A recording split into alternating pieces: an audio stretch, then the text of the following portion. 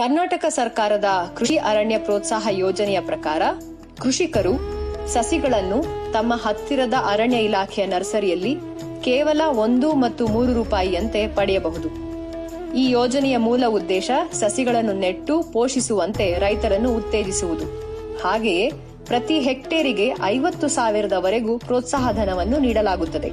ಈ ಕೆಎಪಿವೈ ಯೋಜನೆಯಡಿ ಪ್ರತಿ ಹೆಕ್ಟೇರಿಗೆ 400 ಮರಗಳವರೆಗೂ ಪ್ರತಿ ಬದುಕುಳಿಯುವ ಸಸಿಗೆ 125 ರೂಪಾಯಿಯಂತೆ ಪ್ರೋತ್ಸಾಹಧನ ಪಡೆಯಬಹುದು.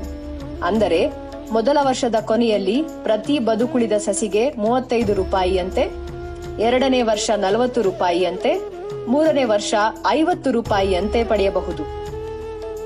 ಈ ಯೋಜನೆಗೆ ನೋಂದಾಯಿಸಿಕೊಳ್ಳಲು ಹತ್ತಿರದ ವಲಯ ಅರಣ್ಯ ಕಚೇರಿಗೆ ಈ ಕೆಳಗಿನ ಕಡತಗಳೊಂದಿಗೆ ಭೇಟಿ ಕೊಡಿ. ನಿಮ್ಮ ಆರ್ಟಿಸಿಯ ಒಂದು ಪ್ರತಿ, ನಿಮ್ಮ ಪಾಸ್ಬುಕ್ನ ಪ್ರತಿ, ಆಧಾರ್ ಕಾರ್ಡ್ನ ಪ್ರತಿ, ಹಾಗೆಯೇ 2 ಪಾಸ್ಪೋರ್ಟ್ ಅಳತೆಯ ಫೋಟೋಗಳು. ಅಲ್ಲೇ ರಿಜಿಸ್ಟ್ರೇಷನ್ ಫಾರ್ಮ್ ಕೂಡ ಭರ್ತಿ ಮಾಡಬಹುದು. ನಿಮ್ಮ ತೋಟದ ಒಂದು ನಕಾಶೆ ಬರೆಯಿರಿ, 10 ರೂಪಾಯಿ ಫೀಸ್ ಕಟ್ಟಿರಿ, ಅಷ್ಟೇ, ನೋಂದಣಿ ಮುಗಿದ ಹಾಗೆ. ಇದಾದ ನಂತರ ನಿಮ್ಮ ಹತ್ತಿರದ ಅರಣ್ಯ ಇಲಾಖೆಯ ನರ್ಸರಿಯಿಂದ ಸಸಿಗಳನ್ನು ಪಡೆಯಿರಿ.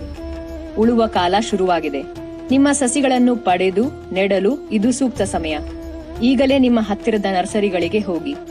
ಈ ಹವಾಮಾನದಲ್ಲಿ ಸಸಿಗಳನ್ನು ನೆಟ್ಟರೆ ಅವುಗಳ ಪೋಷಣೆಯನ್ನು ಉತ್ತಮವಾಗಿ ನೋಡಿಕೊಳ್ಳಬಹುದು.